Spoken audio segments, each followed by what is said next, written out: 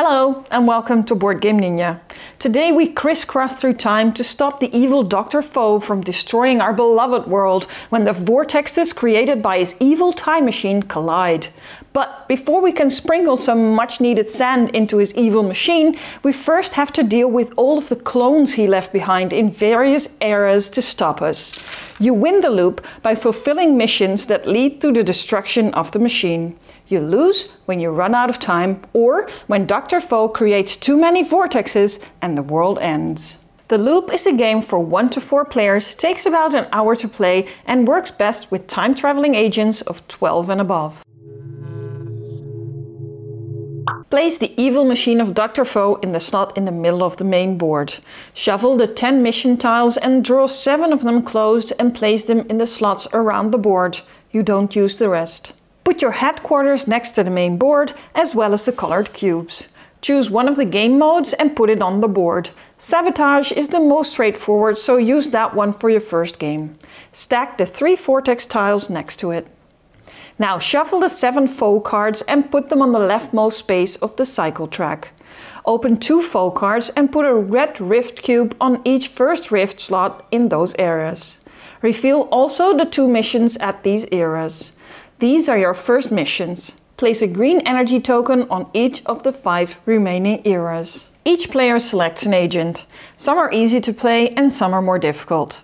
Take the starting artifacts. You can recognize them by the agent icon.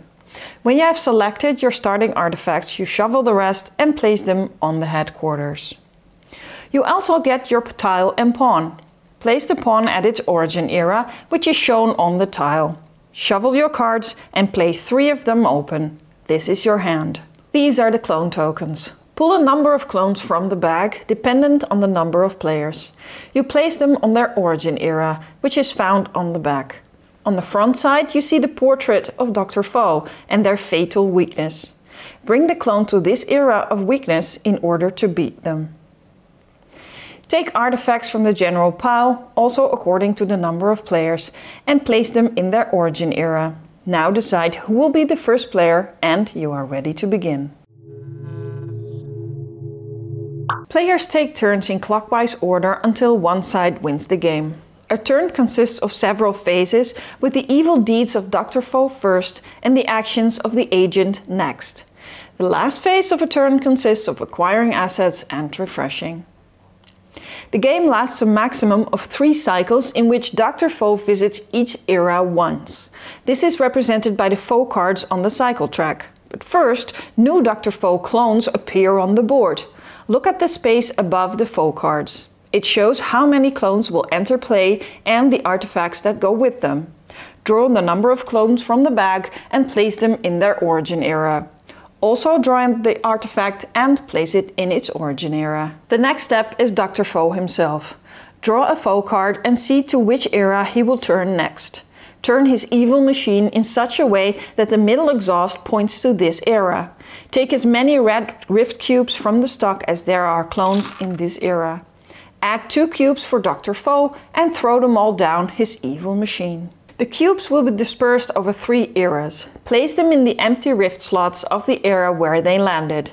So far so good. But if you can't place a cube anymore, a vortex opens up. That is bad news, because if this is the 4th vortex, you have lost the game. If he manages to open a vortex on a space that already had a vortex, you also instantly lose the game. When a vortex opens up, take one of the vortex tiles and slot it in this era.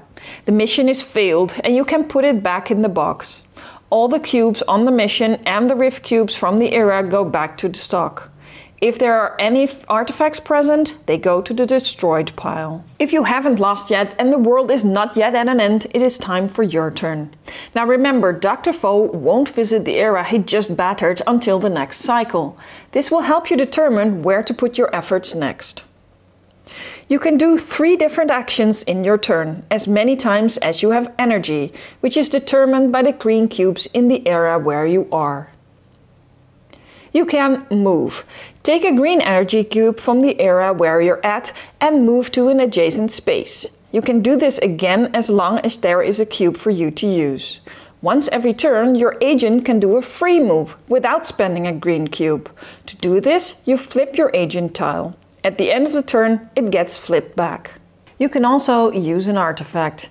Let's first have a closer look at one of the artifacts. This is the quantum bandage. In the top corner you see the dimension it belongs to. There are 4 dimensions: spiral, star and stripe, and the 4th dimension is the black hole. The ability icon is connected to the description of the effect. The quantum bandage, for example, lets you remove a rift cube from the area where you are, which is neat if Dr. Faux still needs to visit this one in his cycle. There are also artifacts that move clones or generate artifacts. By the way, there's no use in saving your artifacts for later use, because at the end of your turn, your entire hand goes to your discard pile and you get new cards. So use your artifacts if you can. When you have used an artifact, you turn it sideways. You cannot use it anymore, unless you do a loop, which is your 3rd possible action. Use 1 energy, a green cube, and pick one of the regular dimensions: spiral, star or stripe, not black hole. You can now ready all exhausted cards in your hand with that icon. Turn them back upright so you can use them again this turn. You can take more loop actions in one turn, but every consequent loop takes 1 more energy cube. So the 2nd loop costs 2 cube and the 3rd costs 3 cube. That seems a bit steep to use just a few artifacts again, but sometimes it's exactly that extra step that you need. And a lot of the missions revolve around loops. For instance, this mission is resolved when 6 loops are performed. Place a cube on the mission every time you fulfill its condition. Remember, 4 completed missions wins the game. After you have done your actions, it is time to finish up. You may take one of the artifacts of the era in which you ended your move. Place it on top of your draw pile so you can use it immediately in your next turn. You can also complete a mission in the area that you occupy if the required slots on it are filled with cubes. Take it off the board. You are now 1 step closer to defeating Dr. Faux. Furthermore, all players get a reward. Draw 1 artifact for every player plus 1 more. Every player chooses one of the artifacts and places it on top of their draw pile. The one that remains is destroyed. When a mission is completed or destroyed, immediately reveal a new mission on the space where Dr. Faux is. If that mission is already revealed or solved, go steps to the right until you can reveal a new mission, unless there are no more missions. At the end of your turn, you flip your agent tile back if you used it for movement. Place the artifacts in your hand in the discard pile and draw 3 new ones for your hand. If the draw pile is empty, you shuffle your discard pile to make a new draw pile. Now check if the draw pile of Dr. Faux is empty. If so, you start a new cycle. Shuffle the 7 cards and place them on the next space of the cycle track. Now, the next player in clockwise order plays their turn. If you run out of cycle track, you run out of time and you lose the game.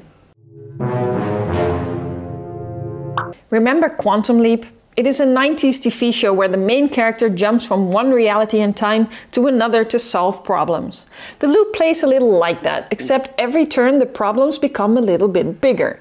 You want to work on your missions, but at the same time you need to contain the bad stuff, like rift cubes that spread like wildfire, or the endless clones that pop up all over the place. Game-wise, the loop feels a bit like Pandemic, where the long-time cures always get in a pinch with the immediate disaster control. You also have some idea of what is coming because you know where the doctor has already been, and you can smartly combine your actions for the best possible outcome. The loop adds to all this a bit of deck building. Every artifact you get adds to your crime fighting possibilities, or at least if you are a bit picky about the artifacts you acquire. Some suit your style better than others, and when you specialize in a certain dimension, you can become a real powerhouse with every loop action you use. Variation is great in this game. Not only do each of the agents have an interesting special power, there are also different game modes that make the game more or less difficult. We like the loop for its humorous take on science fiction and its uncomplicated gameplay. The easiest levels let you play individually, maximizing your actions, while the higher levels require you to work closely together to breach the temporal storm. In short, a very cool and fun game. If you like this video, please subscribe to our channel for more great videos about the kind of games you like. Leave a request in the comments below or let us know what you think. See you next time. Bye!